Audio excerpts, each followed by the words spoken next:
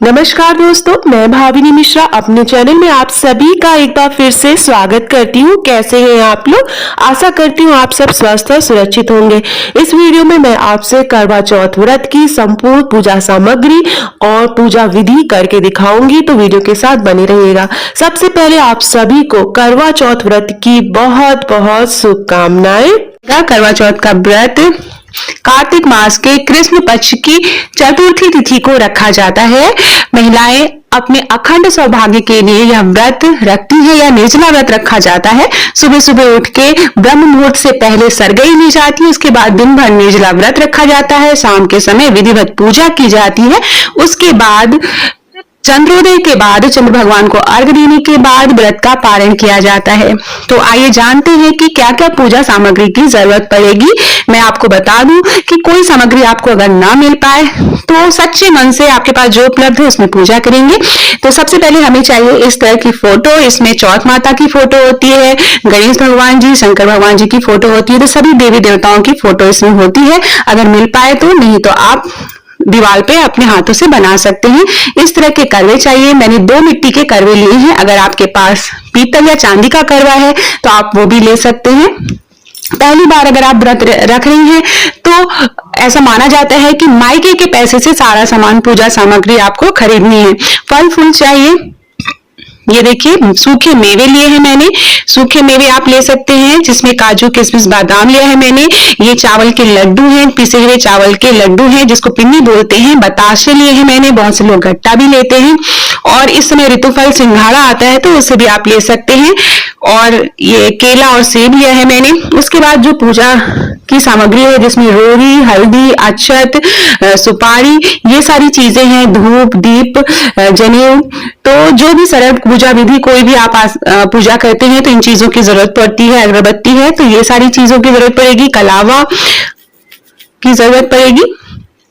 उसके बाद हमें चाहिए नारियल। किसी भी पूजा में नारियल जरूर शामिल किया जाता है। तो ये देखिए नारियल है। चावल लेंगे, चावल साफ सुथरा भुना हुआ होना चाहिए। और श्रृंगार का सामान लेंगे। ये देखिए इस तरह का पैकेट आता है, आप चाहे तो अलग अलग सामान भी ले सकते हैं चुनरी चढ़ाने के लिए। उसके बाद फूल, लाल फूल, पीला फूल, गणेश जी को पीला फूल चढ़ता है। दुर्वा चाहिए गणेश जी को चढ़ाने के लिए। तो गणेश भगवान जी की पूजा भी की जाती है। इसमें सर्वप्रथम गणेश भगवान जी की ही पूजा होती है।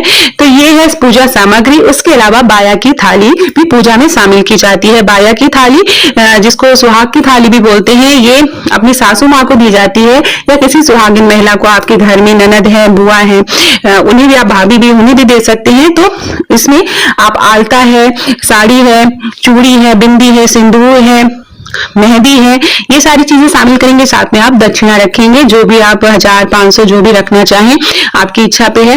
तो ये है संपूर्ण पूजा सामग्री। और सरई की भी जरूरत होती है। अगर आपको बहुत जगह सरई उपलब्ध नहीं हो पाती है तो आप जो है बिना सरई के भी पूजा कर सकते हैं, जरूरी नहीं है, परेशान ना होइए। और ये है पूजा सामग्री। और जैसा कि अभी दिखा, मिठाई का डब्बा भी बाया की थाली के साथ दिया जाता है। या बहुत से लोग चीनी का करवा आता है, उसमें सूखे मेवे भर के वो अपनी सास को देते हैं और पूजा के बाद आशीर्वाद लेते हैं पैर छू के। तो जब भी पूजा करें उसके बाद बड़ों का आशीर्वाद जरूर लें। सबसे पहले तैयारी कर लेते हैं। मैंने 2 मिट्टी के करवे लिए हैं। आप एक पीतल का करवा भी ले सकते हैं। और मैंने एक पीतल का कलश लिया है। एक करवे में मैंने पानी डाला हुआ है, जल डाला हुआ है, उसमें रोरी, अक्षत, फूल, कुमकुम डाला है। उसके ऊपर एक मिट्टी का पात्र लिया है और उस पर चावल भरेंगे इस तरह से। दूसरे करवे में हम सूखे मेवे डालेंगे, जैसे बादाम, काजू, किशमिश, अखरोट, इस तरह से सूखे मेवे आप डाल सकते हैं। चुहारा है तो सूखे मेवे से हम इसको भर देंगे। उसमें आप बतासे डाल सकते हैं, चावल के लड्डू इसमें रख सकते हैं, बतासे रख सकते हैं। उसके ऊपर मिट्टी के पात्र से हम ढक देंगे इस तरह से। और उसमें भी हम चावल भरेंगे।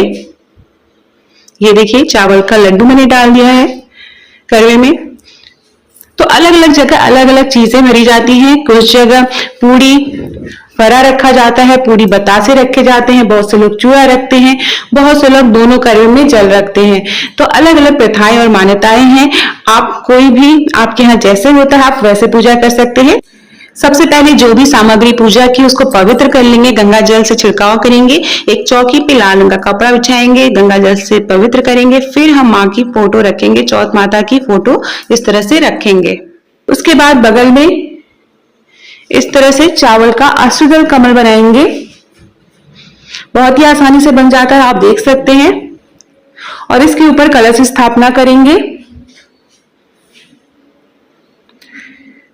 तो ये देखिए पीतल का कलश लिया है मैंने, इसमें जल भरा है, कुमकुम अक्षत रोही डाला है, फूल डाला है, उसके ऊपर चावल का पात्र रखा है। आम के पत्ते लेंगे, आम के पत्ते हम लेंगे, बीच में इसमें आम के पत्ते लगा देंगे। आप चाहे तो अशोक का पत्ता भी लगा सकते हैं। स्वास्तिक बनाएंगे कलश पर और दोनों तरफ से लाइनें खींच देंगे। कलश में जो भी पत्ते हमने लगाए हैं उसमें हम हल्दी कुमकुम लगाएंगे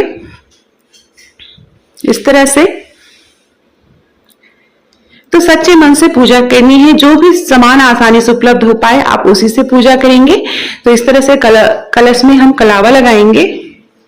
फिर उसके बाद गणेश भगवान जी और माँ गौरी की स्थापना करेंगे। वैसे तो फोटो में भी गणेश जी और शिव परिवार की फोटो रहती है। तो गणेश जी एक सुपारी ली है, उसके ऊपर कलावा बांध दिया है मैंने और चावल का आसन बनाया है, उसके ऊपर गणेश जी को विराजमान किया है। उसी तरह हल्दी की गांठ से मैंने माँ गौरी बनाई है। आप चाहें तो मिट्टी से भी बना सकते हैं, गणेश और पार्वती माँ।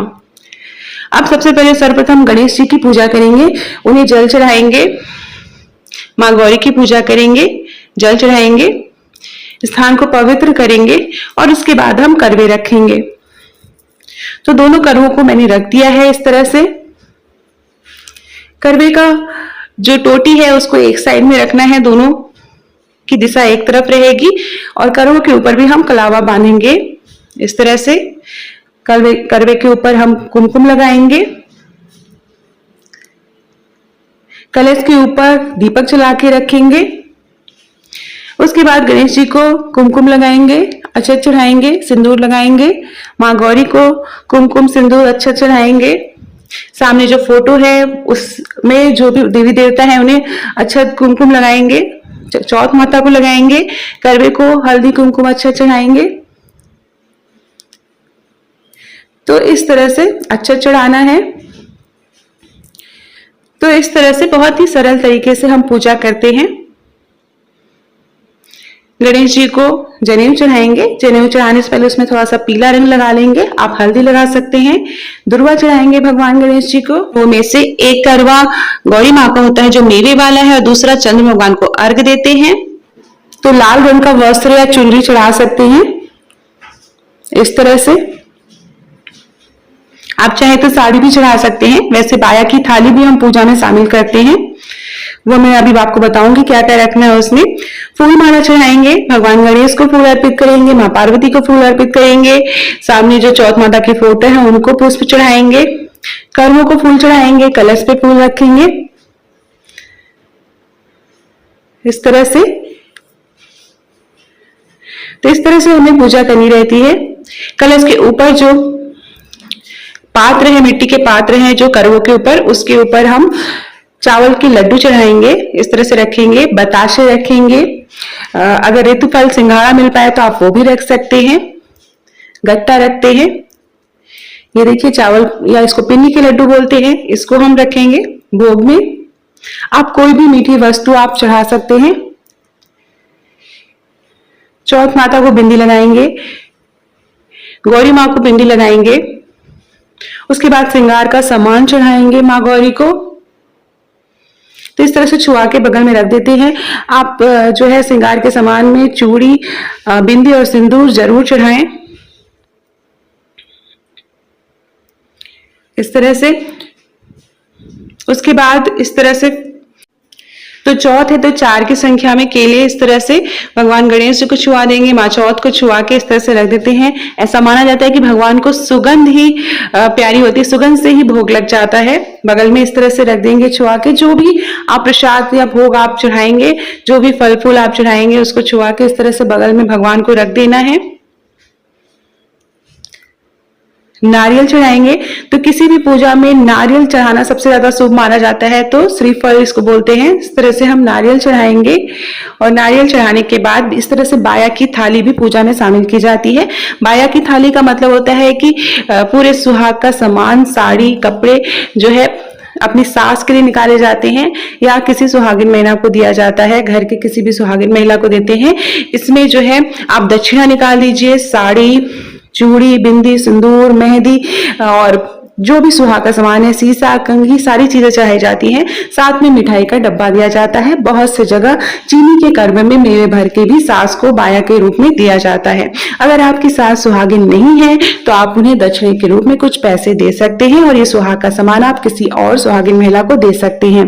उसके बाद ये सारी चीज करने के बाद हमें करवा चौथ व्रत की कथा पढ़नी होती है और उसके बाद सुहाग लेना होता है और फिर करवा फेरने की प्रथा होती है।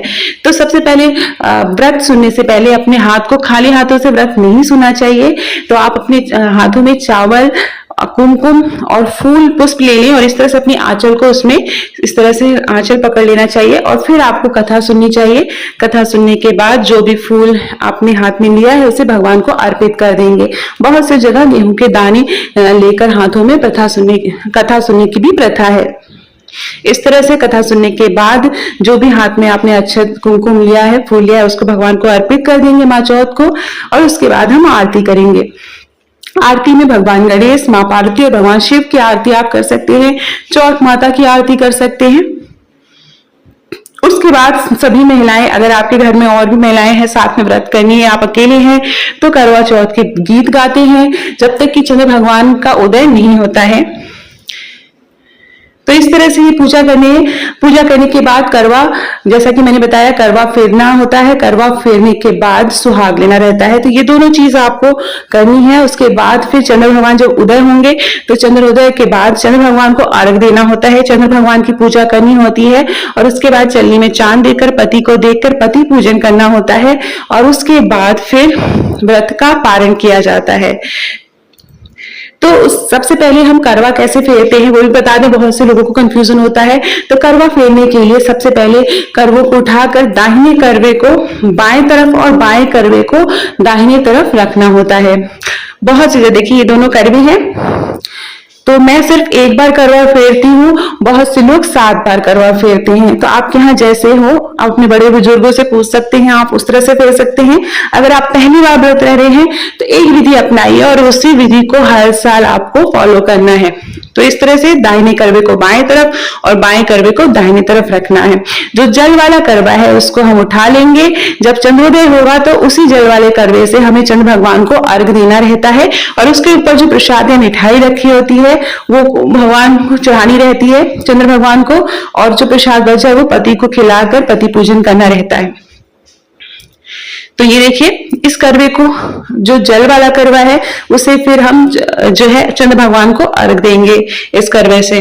अब सुहाग लेना है। सुहाग लेने के लिए माँ पार्वती को, अगर आपने माँ पार्वती स्थापित करी है, गौरी माँ, तो वहां, नहीं तो आप चौथ माता की फोटो पे वहां पे भी आप सुहाग ले सकते हैं। तो 7 बार सिंदूर चढ़ाना होता है, हाथ धो लीजिए, फिर 7 बार सिंदूर अपनी मांग में वहां से छू के लगाइए, फिर हाथ धो लीजिए और फिर 7 बार वापस गौरी माँ को सिंदूर चढ़ाना होता है। तो इस तरह से हम सुहाग लेते हैं। तो ये सुहाग लेने का है। तो 7 बार, कहीं पर 3 बार और कहीं पर 5 बार। तो इसमें से आप कोई भी तरह से सुहाग ले सकते हैं।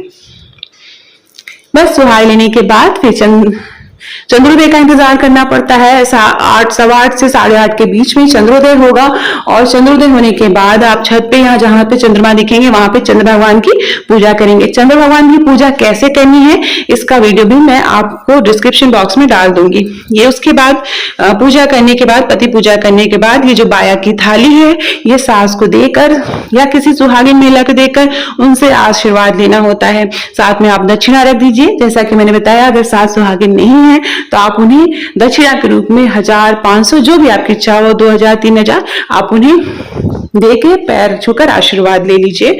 घर में बड़े बुजुर्ग हैं तो उनका आशीर्वाद ले लीजिए। उसके बाद बड़ों को जो भी आपने चीजें बनाई है, जैसे हमारे यहाँ बहुत सारी चीजें बनती हैं, जैसे जो कि शादी में बनता है, जैसे बड़ा, फरा, कढ़ी, चावल, जो है खीर, ये सारी चीजें बनती हैं, तो इसका भी भोग लगाया जाता है। बिना लहसुन प्याज के बनाई जाती है ये सारी चीजें। और फिर जो है घर के बड़े सदस्यों, बड़े बुजुर्गों को खिलाने के बाद